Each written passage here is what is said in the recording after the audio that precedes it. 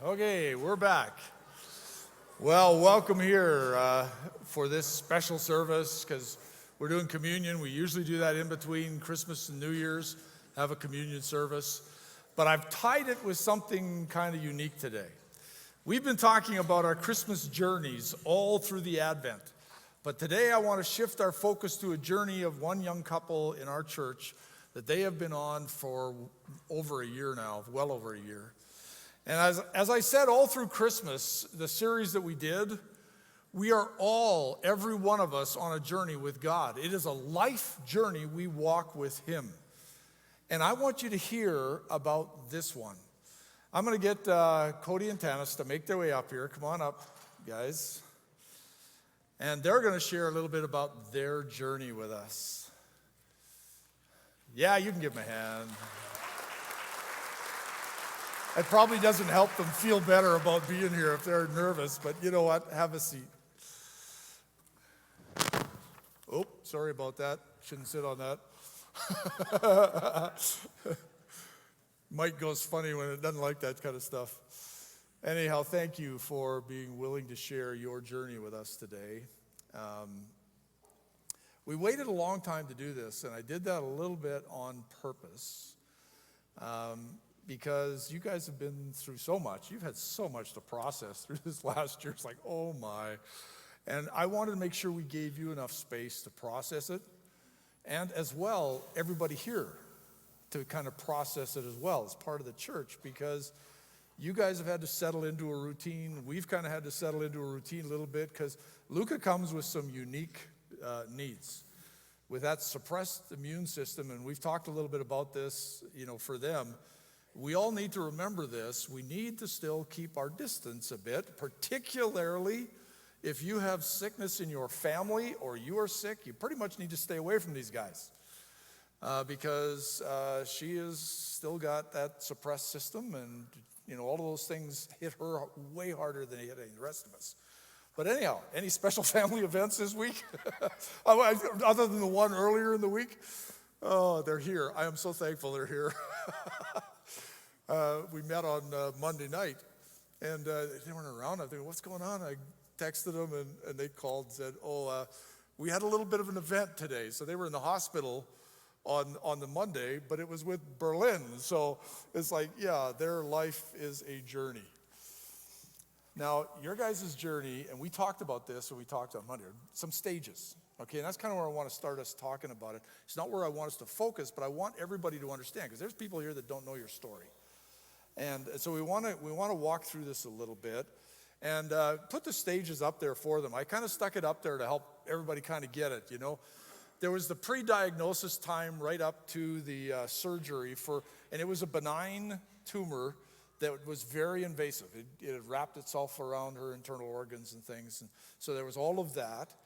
Then there was what I called the post-surgery nightmare and the trip up to Stollery in Edmonton and the children's hospital there. And then there was that, I called it a dark diagnosis, and a long period of waiting. And we're going to talk a little bit about that. And then all of a sudden, the rush of the transplant. It's like, wow, it's a miracle. It happens right now. It's done. And then all of the post-learning, because you guys were up there for a long time after the transplant before you came home. And then you come home to a whole new normal. So kind of stages along the way. I don't know, can you give us kind of a summary of each of those stages? I don't know which one of you wants to chat about them, but just to kind of walk us through it so that everybody gets a drift of that journey you guys have been on. Yeah, so that first one. Oops, am I missing something on this?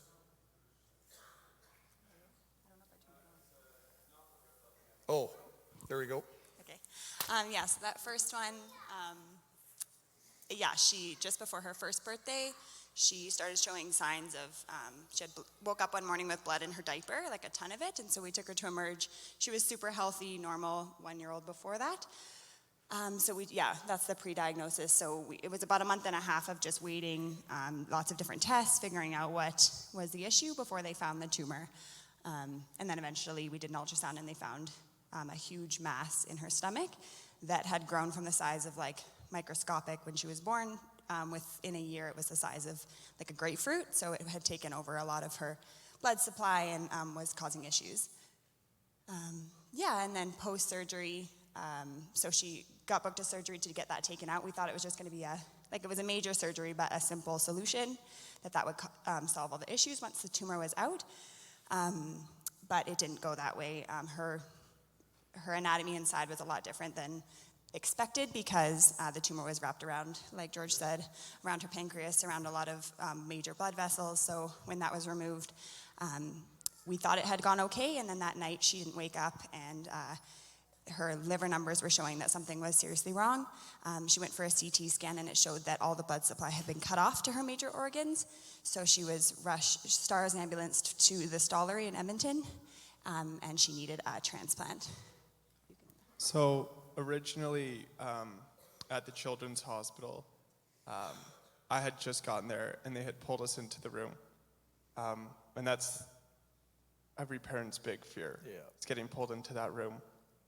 And they kind of told us, they were like, we don't really know what happened. All we know is that her liver numbers are going up at a very rapid pace, and we're not too sure why. Your only chance right now is to get up to the Stollery. Then they were debating getting the plane or the helicopter, and the plane would take too long, so they needed to take the helicopter.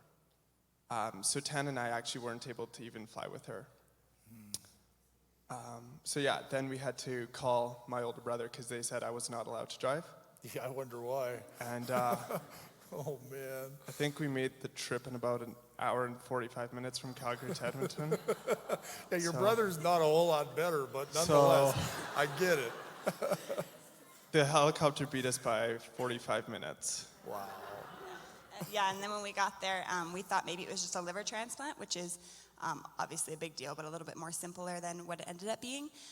The surgeon, when we got there, sat us down and told us that she actually needed a whole abdominal transplant, like about 5 organs and all the blood connections, in order to save her life, which was a very rare transplant. So basically, he told us that her chances were pretty much zero. She had 12 to 24 hours to live unless we were to get a call. And yeah, that was like the worst night of our lives. We called all our family and friends, and just said goodbye to her multiple times that night. When was that, Tanis? So that was the 24th of October. October, right? Yeah. Yeah, Yeah, last year. 24th, so wow.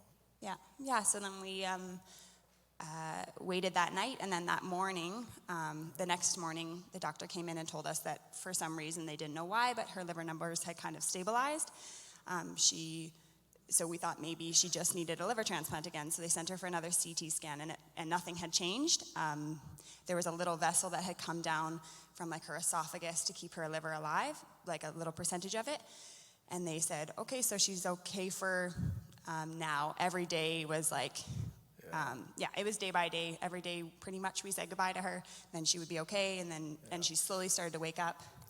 Just so everybody knows, from 3 to 4 was like months. Yeah, it was 7.5 weeks. Yeah, that was so long. The journey that we were on as a church with you guys, we couldn't even begin to feel what you feel, but we were on pins and needles with you, praying and talking to God about what was going on. Nobody had a clue what was happening. No, the doctors constantly said they had no idea. What's the nickname they've given little Luca there? Because you guys went back a while ago for, I don't know what it was, the post-transplant thing. So yeah, we went back for the annual appointment. So Luca will have annual appointments at the Stollery till she's 18. Yep. And that's just to follow up with our team up there. So one of Tanis's cousin's husband is actually a resident doctor at the Stollery. So he was actually super helpful throughout this whole thing. But he was actually in the PICU doing his rotation through, and he started telling all the nurses and doctors, and they were getting excited because they call her their Christmas miracle. And so they were really excited to see her again because, Yeah, she got the transplant the December 17th of last year, so right before Christmas. So then the post-transplant waiting, we had to learn a whole new way of taking care of her. Once the transplant happened, we got a call at like 3 a.m. on the 17th of December, and she went into surgery a few hours later. like 9-hour surgery, and then she was out with like a bunch of new organs. Tell me a little bit about that Yeah. night for you guys, because Yeah. it's different than some of the other stuff we want to talk about, but just the experience of that night. You guys went to sleep, so this is 7 weeks into this thing. Yeah, so this was actually, Tanis's friend Brienne had driven up with Berlin, and she said, I want you guys to be able to spend time as a family, so I will stay with Luca. And so Tan and I and B we pushed the beds in the Ronald McDonald house together, so we had this one massive bed, and we're all sleeping in it, and then I get a call at, I think it was 1:58, and it was unknown, and I was like, who is calling me at this time right now? And I remembered them saying, if you ever see an unknown call, pick it up, because it most likely is going to be the transplant team. And I remember, if I get a bit emotional, just ignore it, because I always do.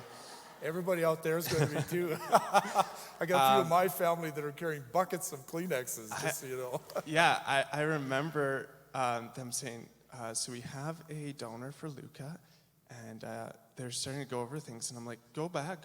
Like, what? Like, this wasn't, Tan and I had conversations, and we felt like that wasn't supposed to be Luca's story. Yeah. For some reason, like, we didn't think that we were going to get a donor, especially after waiting. So it was 12 hours that we originally had. Yes. And I remember the doctor standing out at 7:12, standing outside the doors, and I was like, okay, this is it. This is the time. And so 7.5 weeks later, we weren't even supposed to be there. And yeah, it just didn't feel like it was supposed to be our story. And so getting the call, and then Tan's like, who is it? Who's calling you right now? I'm like, we got a donor. And then after that, we really couldn't sleep. And so we called just about every single contact in our phone list. A lot of people didn't pick up, surprisingly. And yeah, it was a flood of emotions, and yeah, the whole next day, that December 16th, was just a blur of things happening. And I remember getting to the hospital, and Mickey was there, my older brother, Mickey. And I was like, when did you get here? He's like, oh, I left right away. As soon as I had called him at 2 a.m, he left. And so he was like, I thought you guys would be here. So he's sitting in the hospital room with Luca and Brienne. He's like, I thought you guys were going to be here, so. Oh, cool. Yeah. Quite a journey. Now that waiting, so we talked about, the transplant, post-transplant waiting, that was a significant amount of time too. So, so the December 17th is the transplant and stuff. You guys are still up there with Berlin back here, and sometimes up there and sometimes not, and friends and family bringing people up and down and back and forth. And I can tell you guys spent a fair amount of time in that hospital room. I think you told me that she was never left alone. Yeah, so during that post-transplant, Yeah, I want to talk about that, how long that was before they let you out of there. But 3 months. So we actually got home on April 2nd. right. We were allowed out, but we had to stay up in Edmonton at the Ronald McDonald house. So what that kind of looked like was Tan and I would just high five in Red Deer as we passed each other, and I would go back to work, and she would go up to Edmonton for the week, and then we'd swap. Yeah. So yeah. Yeah, it was a weird period because like we knew she was going to be okay. Like the 7.5 weeks before, we didn't know she would survive, and so it was like a happy time knowing that she was going to be okay. But it was like nothing like normal. We weren't home. We never saw each other. We just waited in her hospital room day in and day out, waiting for her to get better. Yeah, it was super. Yeah, it was hard. A different kind of hard. Odd time. And then you got home Yeah. to a whole new normal. Because now that's all different too for you guys. Yeah. And there's all kinds of, you got to, we were talking, and these guys, he's telling me stuff that he's learned. This guy could do it, just about pass his medical, get into school stuff. No. I could do a tracheotomy now. Exactly. It's unbelievable what they've had to learn. Okay, so you know what? That journey is beyond most of our comprehension. It is. It's just beyond our comprehension. And as I told you when we chatted, what I really want us to talk about today and get focused on is those moments through that journey that stood out for you. And I always tell people when they come up here, so I want one moment. It never happens, but I'm going to try. Just one moment for you in that whole journey, a God moment where somewhere God showed up on that journey for you and you just knew God was here. What was it for you?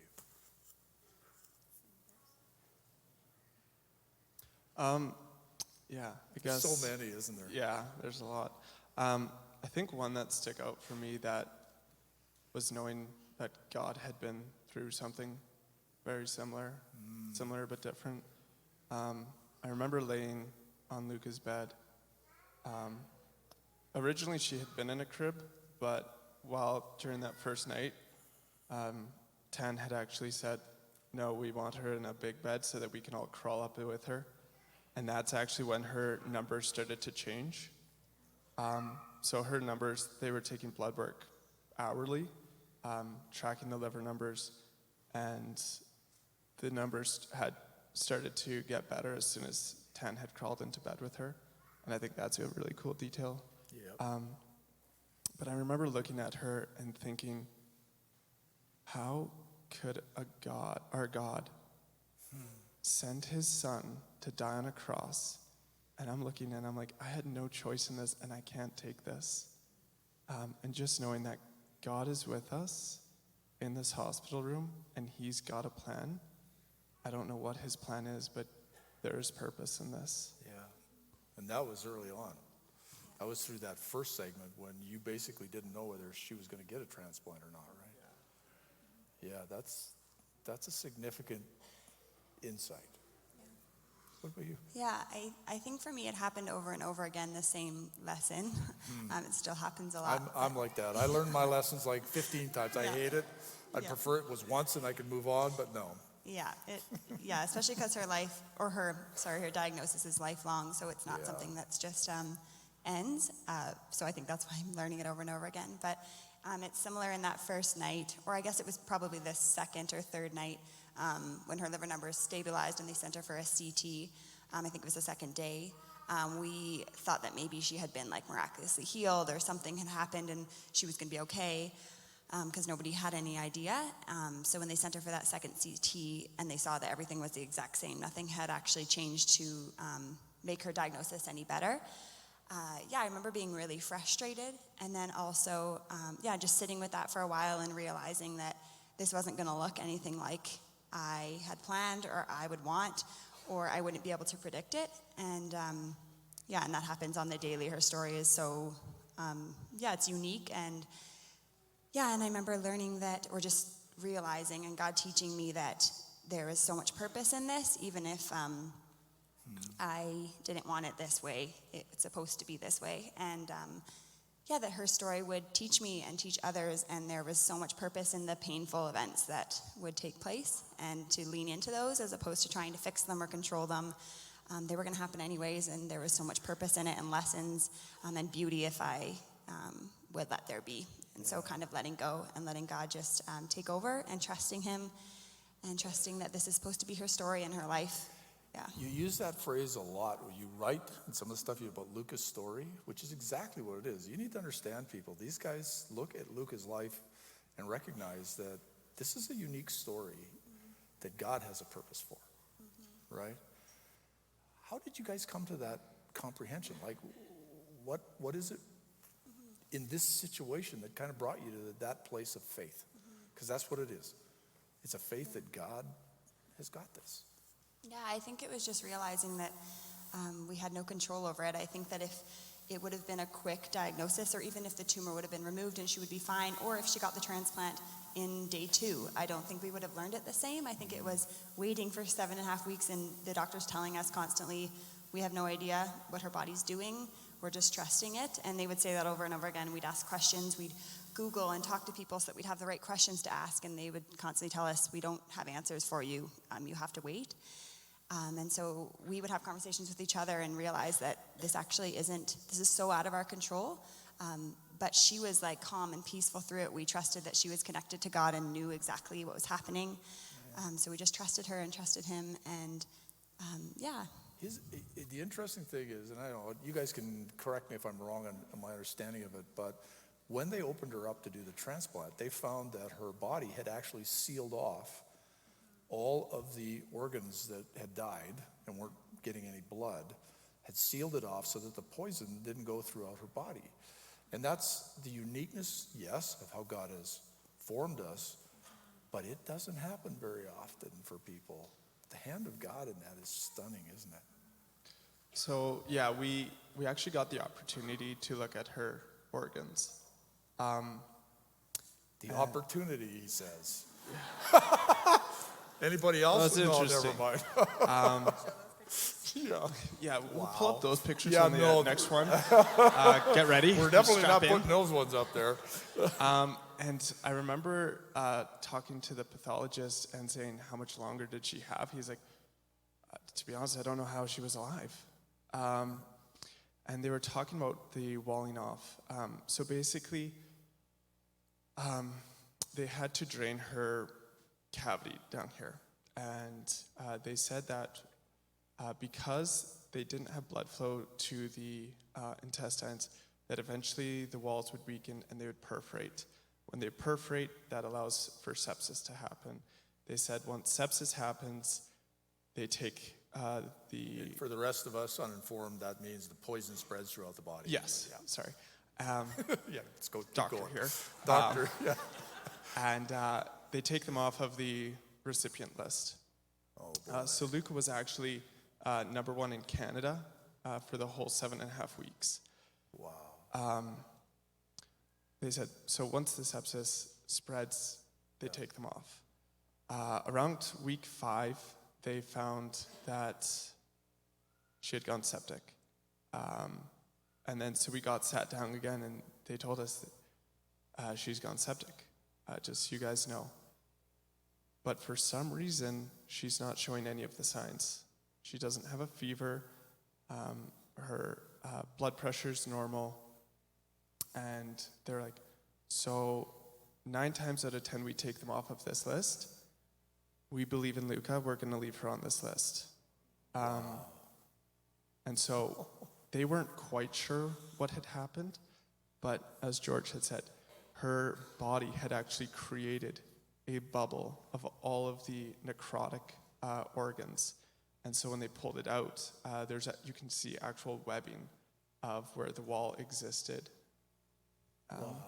Yeah. Kind of a hand of God moment, eh? Yeah. Well, we had talked a little bit about your journey, because you guys have been on your journey. And you've seen God's hand work in a number of ways, but he's been teaching you guys some lessons. And I really want you to just share, if you could, what's one lesson for you that is profound? It's something God has taught you that you're going, yeah, this is one I don't ever want to forget. Because you're going to have a new normal. And sometimes those lessons, I speak from experience, by the way, they kind of get forgotten. But what's the one that you don't ever want to forget, that God taught you? I guess it kind of goes along with the lesson of giving up control. But yeah, I think it's really easy for us to ask, like, why us? Why does this have to be our story? Why does it have to be our daughter? That often is a thought that we have, or a conversation that we have. For which you'd never find an answer, do you? Totally. I And know. we totally come back to, the lessons and the purpose that we've found in her story, and that's actually, we would never wish this, but we also, it's changed every part of us, and it's changed our family, and it's, given us hope and trust in a God that's so much bigger than we ever saw him before. And so, I guess the lesson being that just trusting the pain and the process and the beauty that comes out of it. Yeah. You know, when I preached the sermon that I did in this series on our journeys, and that very first one about through the troubles of life, and at the end of it, I don't know if you guys were that day, but my thought was, for all of us, don't ever waste the troubles. We're part of a world where these things hit us. but God has a greater purpose. And going along with that, it's so easy to just wish them away and just like, okay, get through this next step, get through these next 7.5 weeks. Just to wish the pain away because it's hard and it's painful. And even in like conversations with people, it's so easy to not talk about the painful things because it's, awkward or just hard. And it's just taught us how actually powerful and beautiful those things are. They're like, the purpose in pain is such a huge lesson for us. Yeah. I think a huge lesson for me was how little time we really have here. I remember laying on the bed next to Luca and looking at her and thinking, I wish I had spent more time with her. And I remember thinking of all the late nights at work and all the times I'd be busy doing something else. And I think that my realization is that our time is so short here, and we get so concentrated on the things that don't matter. Like you realize that materials don't matter, money doesn't matter. It's what it comes down to is your family and your community. Yep. And I think that this was I'm blessed that I was able to go through something like this to come to that realization so early. That I'm able to live out my life like this. Like I tell people, I'm like, I wish that everyone could go through something like this, and I wish that no one ever has to go through something like this. Yeah, isn't that true? The interesting thing is, Cody, as you guys go on, your new normal is going to get normal. And my prayer for you guys is you never lose that lesson. It's so easy for us to be about what we do instead of who we are in relationship. And this is kind of where I wanted to end our time, because we're going to go into a communion time, but we were talking and saying, as we talked, I realized there's not a chance I can do this in 10 minutes, so we're just going to take whatever time we need and then have communion at the end. But we had a conversation about communion, because communion is a remembrance of Jesus' death, but it is also about community, a community he purchased for us through his life. 1 Corinthians 10 points out that communion also reminds us about where community is found. He says, I speak to sensible people, judge for yourselves what I say. It's not the cup of thanksgiving, or is not the cup of thanksgiving for which we give thanks. A participation in the blood of Christ is not the bread we break, a participation in the body of Christ. And by the way, he's talking about the family that he has purchased with his blood. Because look what he says. Because there is one loaf, we who are many are one body, for we all share in the one loaf. Communion is about our unity in Christ. That his death, his blood brings us together as his people in community. You guys have experienced community in a whole different way. And there's been some struggles, and there's been some real deep aha things. What have you learned about community in this journey? We totally saw a sense of community that blew our mind from day one.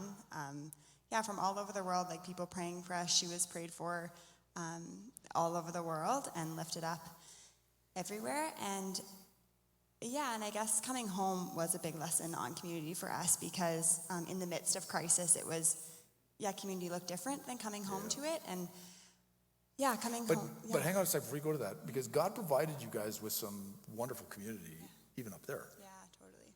I mean, it's intriguing how he brings that together. And some of that community that we are built for isn't all believers, is it? Totally. No, not at all. It's it was, God was so much bigger than, just the church. Totally, exactly. Yeah. We're created for that. Mm-hmm. And we forget that. Totally. We forget that. Yeah, and I think community is coming home. We realize that community is built on those hard conversations and uniting in our painful moments, whether they're little or big. That's how community is strengthened, and God meets us there because he knows pain and he has experienced it. So It's funny how we talked a little bit about this on Monday when we chatted, but we really don't know how to share in the pain of one another, partly because we're afraid of it, I think, because we don't know how to even bring it up if we should. And then for some of us, we're so afraid of it because we don't want to cry. We don't want to break down. We don't want to look weak. So we just avoid it as a conversation. And yet it's part of your life. And it's impossible to be in community with you guys without recognizing that. Isn't that true? Yeah. Cody, what about you? I don't know, just on community, lesson learned. I remember someone approaching me, and I think it was post-transplant, and they asked me when was the last time I had been to church. And I thought that was a very odd question, primarily because, well, one, Luke is still in the hospital, so I can't really leave. But also because I had seen God work in a hospital so much more, just because it was so personal for me in that hospital than ever.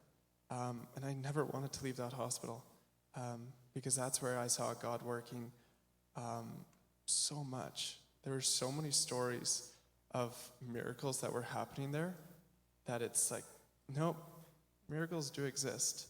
They might not always look pretty, and they might not always look like, and they're not the perfect Bible story in many ways. It's not like they stood up and walked that minute, but they stood up and walked within a matter of weeks when they were given months.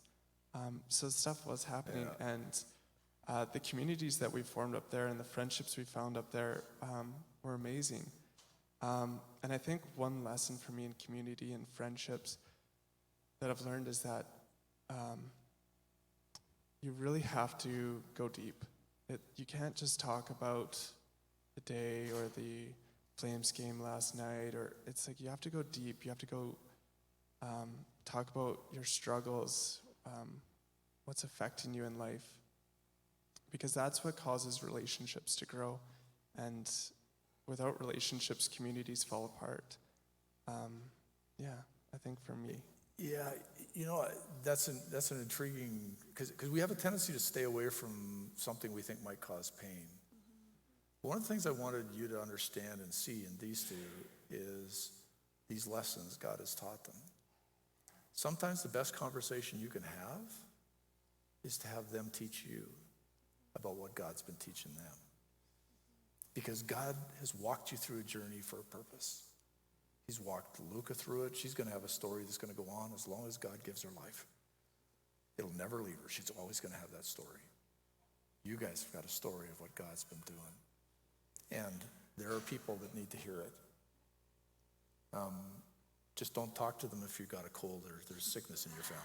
Stay away. But other than that, you guys, I so appreciate you being willing to take the time to just sit and chat. And I feel like I'm cutting it off, but I know I need to. But unbelievable what God has done in you. I'm so thankful. And by the way, I can say this as a pastor to you, who are kids that have grown up in this church. I'm so proud of you. I'm getting emotional. Exactly. Thank you, guys.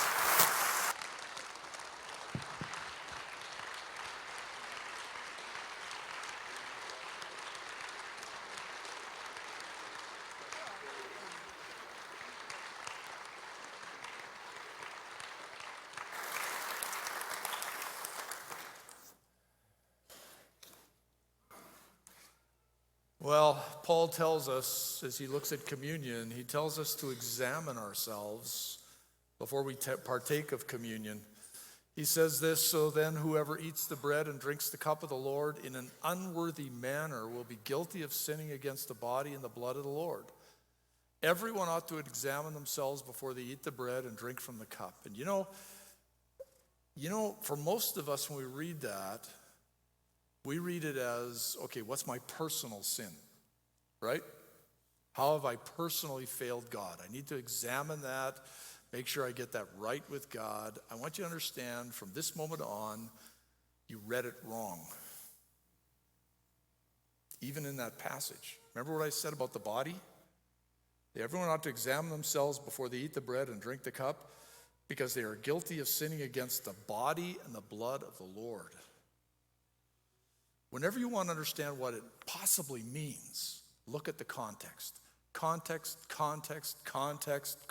will always tell you. And in this exact context, look what he talks about in chapter 11, just a little before this in 20. He says, so then, when you come together, so he's talking about communion, and they had an issue and he wanted to address it. When you come together, it's not the Lord's Supper you eat, for when you are eating, some of you go ahead with your own private suppers. So they sat in one corner of the gathering room and they ate by themselves. As a result, one person remains hungry and another gets drunk. Don't you have homes to eat and drink in, or do you despise, and look at that phrase, do you despise the church of God, the body, by humiliating those who have nothing? What shall I say to you? Shall I praise you? Certainly not in this matter. And then he goes on to explain how they ought to do communion. Because it's about community. We share in this together with Christ. When we examine ourselves in that context, he's examining ourselves in the light of what we understand Christ has done for us in creating community with one another and with him. It's not you and Jesus, it's us and Jesus. And he invites us into that and says, you better examine yourself. Do you understand it that way?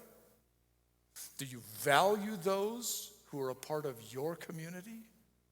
Are you willing to enter into that community? Because I purchased your salvation so that you might be a part of community. I want to thank you for being with us today, to worship our God, to share together. Cody and Tanis, in particular, thank you for sharing with us the journey you've been on and what God has been teaching you. May we continue to learn from him. Why don't you stand with me? I want to send you with this blessing from Hebrews 13. And now may the God of peace, who through the blood of the eternal covenant brought back from the dead our Lord Jesus, that great shepherd of the sheep, may he equip you with everything good for doing his will, and may he work in us what is pleasing to him, through Jesus Christ, to whom be glory forever and ever. Amen.